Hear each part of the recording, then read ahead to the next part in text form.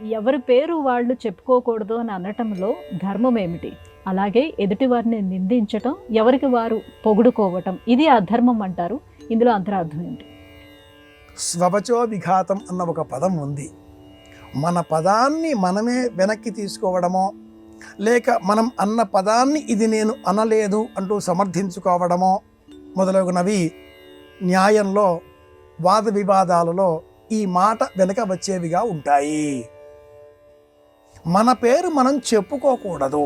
ఎందుకంటే ఈ పేరు మనం పెట్టింది కాదు, ఎవరో పెట్టారు. 21వ రోజో 26వ రోజో ఎప్పుడో ఒకరోజు కొంతమంది చేరి రోజుల శిశువుగా ఉండే మనలను ఒక ఊయలలో వేసి ఈ శిశువును ఈ పేరుతో పిలుద్దాం అంటూ వాళ్ళు నిర్ణయించుకొని ఆ పేరు పెట్టారు. ఎవరి పేరో కాస్త ఈనాటి కాలానికి సంబంధించి వినడానికి ఇబ్బందికరంగా ఉండే పేరు వారికి మధురంగా ఉండవచ్చును, పెట్టి ఉండవచ్చు. ఎలా చెప్పినా వారికి పేరు పెట్టారు. ఆ పేరు మనకు తెలియదు.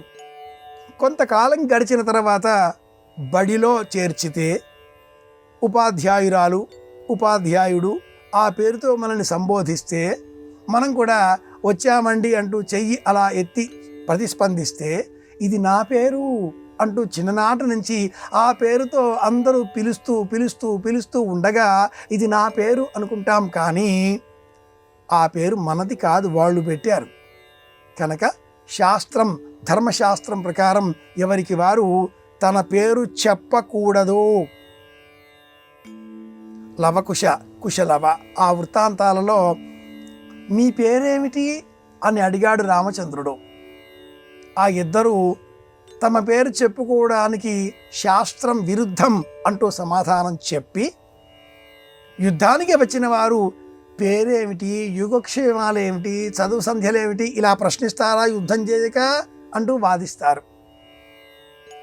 పక్కన ఉండే అనుచరులు ఎవరైనా వారి పేరు చెప్పాలి. వీరు తెలియదా అంటూ వారి పేరు చెప్పాలి. ఎవరూ లేని పక్షంలో నన్ను కాకునూరి అంటారు అని చెప్పాలి. అంతేగాని నేను అని అనకూడదు. అది ఆంగ్ల సంస్కారంలో దిస్ ఈజ్ అని చెప్పే సంస్కారానికి సంబంధించినది. సనాతన భారతీయం పేరు చెప్పుకోకూడదు అంటుంది. ఇది విషయం.